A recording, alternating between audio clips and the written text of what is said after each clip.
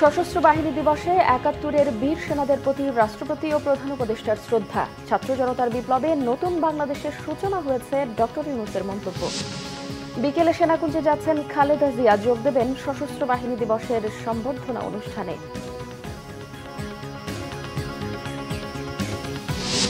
রাজধানীতে ব্যাটারি চালিত রিকশা চালকদের তাণ্ডব, বিভিন্ন স্থানে সেনাবাহিনী সহ আইন শৃঙ্খলা বাহিনীর সাথে সংঘর্ষ।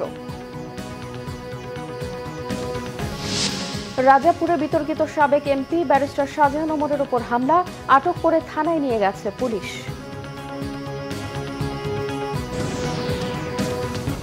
দেখছিলেন ক্রাউন সিমেন্ট সংবাদ শিরোনাম, এবারে বিস্তারিত। প্রধান উপদেষ্টা ডক্টর মোহাম্মদ ইউনূস বলেছেন, ছাত্র জনতার বিপ্লবের মধ্য দিয়ে নতুন বাংলাদেশের সূচনা হয়েছে। নতুন দেশের সব মানুষকে এক বৃহত্তর পরিবারের বন্ধনে আবদ্ধ করাই সরকারের লক্ষ্য। সশস্ত্র বাহিনী দিবস উপলক্ষে খেতাবপ্রাপ্ত বীর মুক্তিযোদ্ধা ও উত্তরাধিকারীদের সম্বর্ধনা অনুষ্ঠানে তিনি এসব কথা বলেন। দিবসটি উপলক্ষে শিক্ষা অনির্বাণে শ্রদ্ধা জানিয়েছেন রাষ্ট্রপতি মোহাম্মদ শাহাবুদ্দিন, প্রধান উপদেষ্টা ডক্টর মোহাম্মদ ইউনূস ও ৩ বাহিনীর প্রধান। জাহাঙ্গীর আলমের তোলা ছবিতে রিপোর্ট করছেন সিকান্দার রেমান। সশস্ত্র বাহিনী দিবস উপলক্ষে সকাল ৮:৩০টার দিকে মহান স্বাধীনতা যুদ্ধে আত্মোৎসর্গকারী সশস্ত্র বাহিনীর সদস্যদের স্মৃতির প্রতি ঢাকা সেনানিবাসের শিখা অনির্বাণে প্রথম শ্রদ্ধা জানান রাষ্ট্রপতি মোহাম্মদ শাহাবুদ্দিন। সেনা, নৌ ও বিমান বাহিনীর একটি চৌকস দল এ সময় স্যালুট দেয়। সেখানে রাখা দর্শনার্থী বইয়ে স্বাক্ষর করেন রাষ্ট্রপতি। এরপর প্রধান উপদেষ্টা ডক্টর মোহাম্মদ ইউনূস শিখা অনির্বাণে শ্রদ্ধা জানান। পুষ্পস্তবক অর্পণের পর তিনি মুক্তিযুদ্ধের বীর শহীদদের স্মৃতির প্রতি গভীর শ্রদ্ধা জানিয়ে কিছুক্ষণ নীরবে দাঁড়িয়ে থাকেন।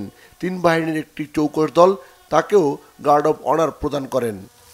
এছাড়া ৩ বাহিনীর প্রধান আলাদা আলাদাভাবে নিজ নিজ বাহিনীর পক্ষে পুষ্পস্তবক অর্পণ করেন।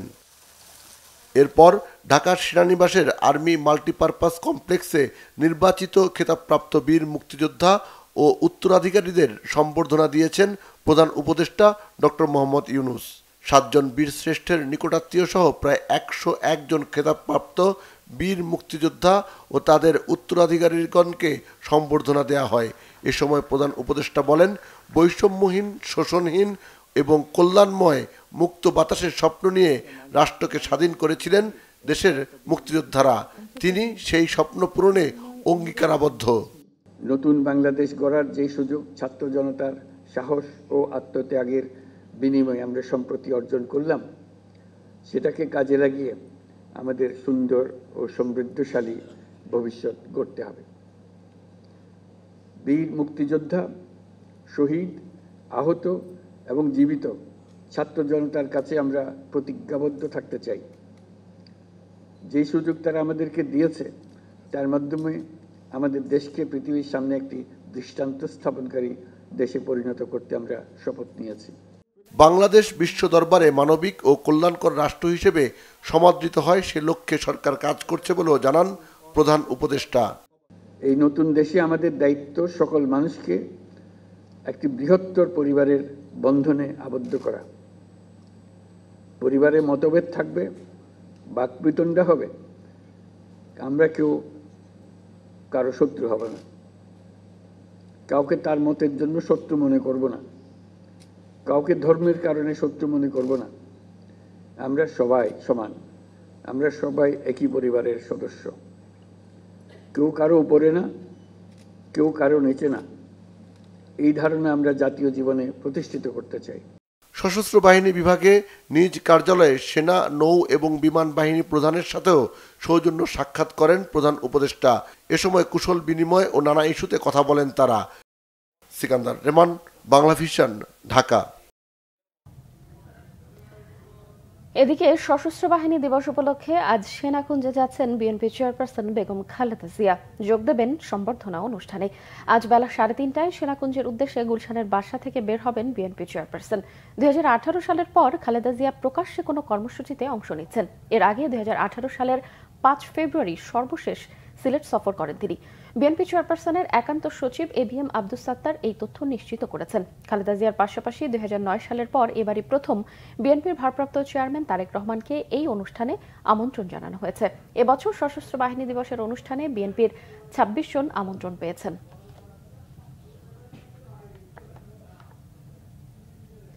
বিএনপি মহাসচিব মির্জা ফখরুল ইসলাম আলমগীরের সঙ্গে সাক্ষাৎ করেছেন বাংলাদেশে নিযুক্ত ভুটানের রাষ্ট্রদূত রিনচেন কুয়েনসিল। সকালে গুলশানে বিএনপির চেয়ারপারসনের কার্যালয়ে এই সাক্ষাৎ অনুষ্ঠিত হয়। বিএনপির প্রতিনিধি দলে আরও ছিলেন স্থায়ী কমিটির সদস্য আমির খসরু মাহমুদ চৌধুরী ও সাংগঠনিক সম্পাদক শামা ওবায়েদ। বৈঠক শেষে সংবাদ সম্মেলনে বিএনপির স্থায়ী কমিটির সদস্য আমির খসরু মাহমুদ চৌধুরী বলেন, ভুটান বাংলাদেশের হাইড্রা ইলেকট্রনিক পাওয়ার রপ্তানি করতে আগ্রহী, বাংলাদেশও সেই লক্ষ্যে এগিয়ে নিতে চায়।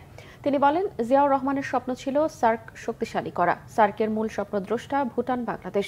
ভবিষ্যতে দুই দেশ সেই লক্ষ্যে কাজ করতে আগ্রহী বলেও জানান আমির খসরু মাহমুদ চৌধুরী। সামনের দিকে আমরা আলোচনা করেছি, সামনের দিকে ভুটান বাংলাদেশের মধ্যে এফটিএ ফ্রি ট্রেড এগ্রিমেন্টের মাধ্যমে আমরা এটাকে আরো বড় পরিসরে নিয়ে যেতে চাই আগামী দিনে। সেই সম্ভাবনা আছে ভালো।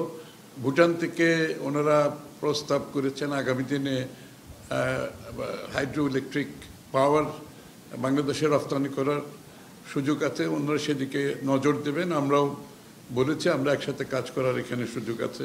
শহীদ প্রেসিডেন্ট জিয়াউর রহমান সাহেবের স্বপ্ন ছিল সার্ক এবং দক্ষিণ এশিয়ার ইন্টিগ্রেশন, যেটা পুরোপুরি আমরা বাস্তবায়ন করতে পারিনি বিগত দিনে। আগামীতে এটার এই সম্ভাবনাকে আমরা সবাই মিলে কাজে লাগাবো দক্ষিণ এশিয়ার ইন্টিগ্রেশনের উপরে। রাজধানীর বিভিন্ন এলাকায় ব্যাটারি চালিত অটোরিকশা চালকদের সাথে আইনশৃঙ্খলা বাহিনীর সংঘর্ষের ঘটনা ঘটেছে। অবরোধের কারণে সারা দেশের সাথে ট্রেন চলাচল বন্ধ রয়েছে, সৃষ্টি হয় তুমুল যানজট। মহাখালী, মালিবাগ, গাবতলী, মিরপুর, আগারগাঁও সহ অনেক এলাকায় সকাল থেকেই রাস্তা অবরোধ করেন রিকশা চালকরা। এ সময় ব্যাটারি চালিত রিকশা বন্ধের প্রতিবাদে স্লোগান দিতে থাকেন তারা।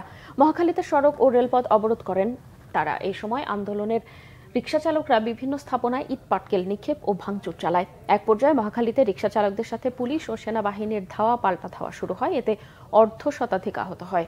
এই অবরোধের কারণে সকাল থেকেই ঢাকার সাথে সারা দেশের রেল চলাচল বন্ধ রয়েছে। বিপাকে পড়েছে বিভিন্ন জেলায় যাতায়াতকারী যাত্রীরা। অবরোধের কারণে রাজধানীর বিভিন্ন সড়কে তীব্র যানজটেরও সৃষ্টি হয়, ফলে চরম দুর্ভোগে পড়েন যাত্রীরা। এর আগে মঙ্গলবার ঢাকা মহানগর এলাকায় 3 দিনের মধ্যে ব্যাটারি চালিত রিকশা চলাচল বন্ধের নির্দেশ দিয়েছিল হাইকোর্ট।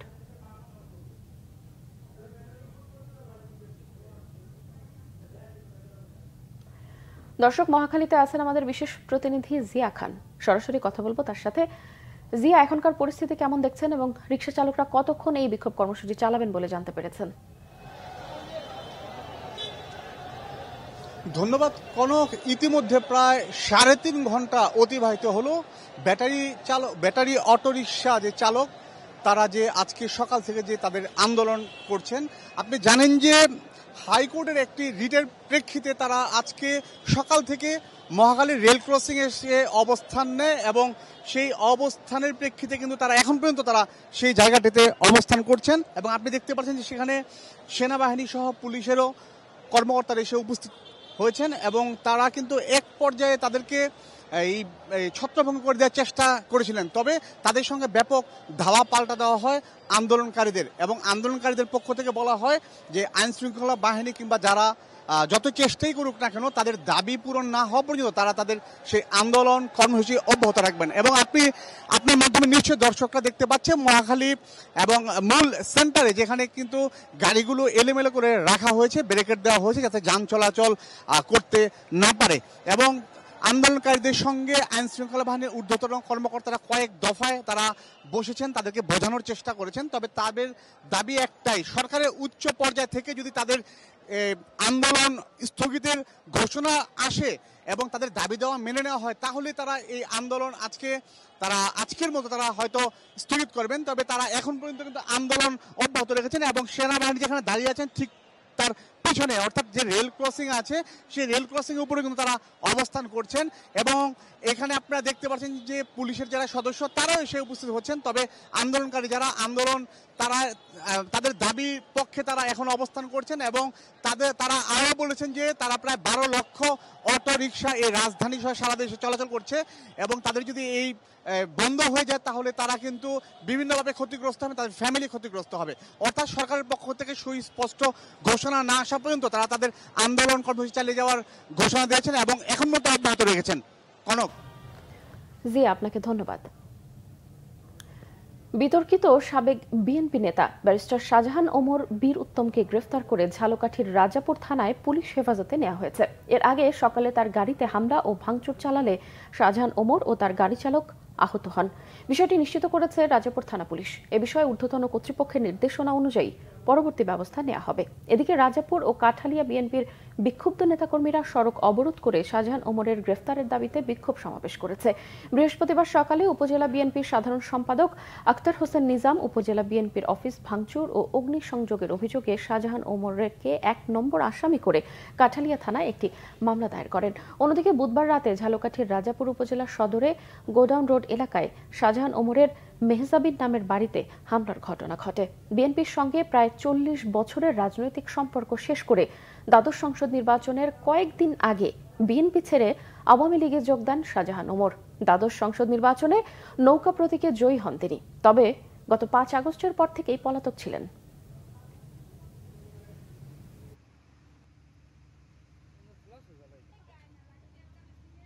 বিচারিক শুদ্ধতার জন্য আন্তর্জাতিক অপরাধ ট্রাইব্যুনালে অন্তর্বর্তীকালীন আদেশের বিরুদ্ধে আপিলের বিধান রয়েছে বলে জানিয়েছেন আইন উপদেষ্টা ডক্টর আসিফ নজরুল। সকালে আন্তর্জাতিক অপরাধ ট্রাইব্যুনালে পরিদর্শন শেষে আন্তর্জাতিক অপরাধ ট্রাইব্যুনাল সংশোধনী অধ্যাদেশ ২০২৪-এর অনুমোদন বিষয়ে জানতে চাইলে সাংবাদিকদের এই কথা জানান তিনি। আইন উপদেষ্টা বলেন, বিচারের শুদ্ধতার জন্য রাজনৈতিক দলের বিচারের ইস্যু আনা উচিত নয়। সবার সঙ্গে কথা বলেই এমন বিধান করা হয়েছে। এর আগে বুধবার সচিবালয় উপদেষ্টা পরিষদের বৈঠকে আন্তর্জাতিক অপরাধ ট্রাইব্যুনাল সংশোধন আইন ২০২৪-এর খসড়ার অনুমোদন দেওয়া হয়। বৈঠকে সংগঠন বা রাজনৈতিক দলের বিরুদ্ধে শাস্তিমূলক ব্যবস্থা নেওয়ার সুপারিশের বিধান রাখার প্রস্তাবটিও বাদ দেওয়া হয়।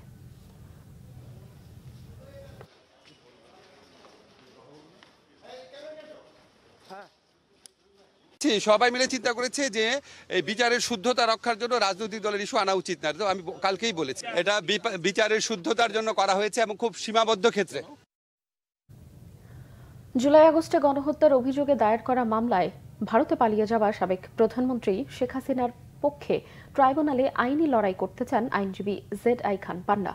সাবেক অতিরিক্ত অ্যাটর্নি জেনারেল মেহেদী হাসান চৌধুরীর জামিন স্থগিত নিয়ে সাংবাদিকদের ব্রিফিংয়ের সময় এক প্রশ্নের জবাবে তিনি এই কথা বলেন। আইনজীবী পান্না বলেন, গণহারে মামলার সংখ্যা অতীতের যে কোনো সময়ের চেয়ে তুলনামূলকভাবে বেড়েছে। এর আগে জুলাই আগস্টের ঘটনায় হত্যার অভিযোগে দায়ের করা মামলায় সাবেক অতিরিক্ত অ্যাটর্নি জেনারেল মেহেদী হাসান চৌধুরীকে হাইকোর্টের দেয়া জামিন স্থগিত করেন আপিল বিভাগ।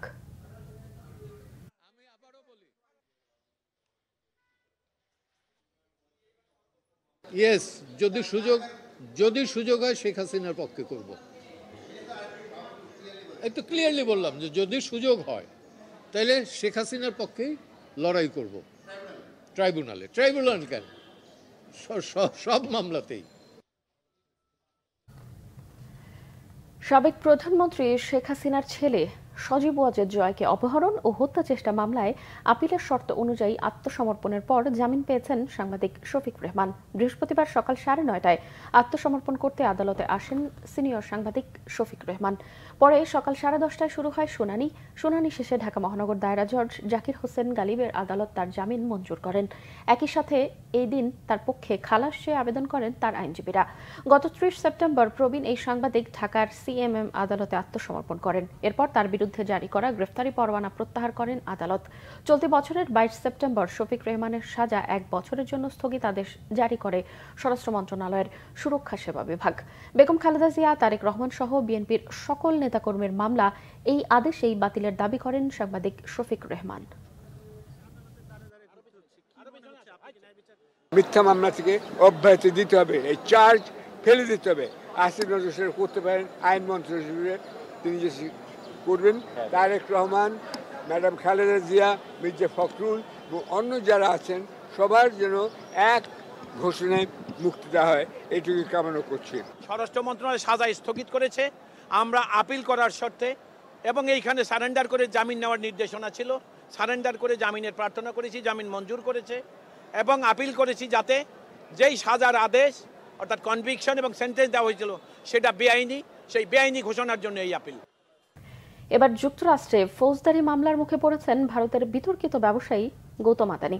অভিযোগ উঠেছে জালিয়াতি করে বিনিয়োগকারীদের কাছ থেকে তুলেছেন 300 কোটি মার্কিন ডলার। বুধবার নিউ ইয়র্কের ডিস্ট্রিক্ট কোর্ট ব্রুকলিনে আদানির বিরুদ্ধে ফৌজদারি অভিযোগ গঠন করে জানানো হয়েছে 25 কোটি মার্কিন ডলার ঘুষের বিনিময়ে ভারতের বড় একটি সৌর বিদ্যুৎ প্রকল্প গ্রহণ করেছেন আদানি, যা মার্কিন বিনিয়োগকারীদের কাছে গোপন করা হয়েছে। ভারতের সরকারি কর্মকর্তাদের সাথে ঘুষ লেনদেনের বিষয়টিও আদানি ছাড়াও আদানি গ্রিন এনার্জি কর্মকর্তারা জানতেন। 20 বছর মেয়াদী ওই প্রকল্প থেকে 200 কোটি ডলারেরও বেশি লাভ তুলে নেওয়া যাবে বলে ধারণা করছে আদানি গ্রুপ। গত বছর যুক্তরাষ্ট্র ভিত্তিক একটি আর্থিক গবেষণা প্রতিষ্ঠান আদানির বিরুদ্ধে জালিয়াতির অভিযোগ এনেছে। ডোনাল্ড ট্রাম্প মার্কিন প্রেসিডেন্ট নির্বাচিত হওয়ার পর তাকে শুভেচ্ছা জানিয়ে সামাজিক মাধ্যমে স্ট্যাটাস দিয়ে যুক্তরাষ্ট্রে 1000 কোটি ডলার বিনিয়োগ করে 15,000 মানুষের কর্মসংস্থানের আশাবাদ জানিয়েছিলেন বিশ্বের 22তম শীর্ষ ধনী গৌতম আদানি। ভারতের প্রধানমন্ত্রী নরেন্দ্র মোদীর ঘনিষ্ঠ হওয়ায় অনৈতিক প্রভাব খাটিয়ে সরকারি প্রকল্প দখলের অভিযোগ রয়েছে আদানির বিরুদ্ধে। দর্শক, সংবাদ শেষ করব ক্রাউন সিমেন্ট শিরোনামগুলো আরো একবার জানিয়ে।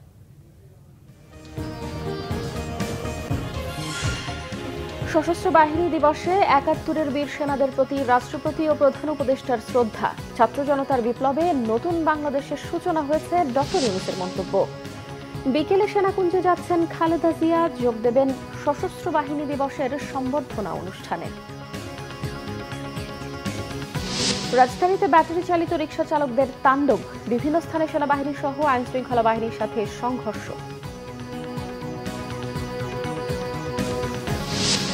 রাজাপুরে বিতর্কিত সাবেক এমপি ব্যারিস্টার শাহজাহান ওমরের উপর হামলা, আটক করে থানায় নিয়ে গেছে পুলিশ।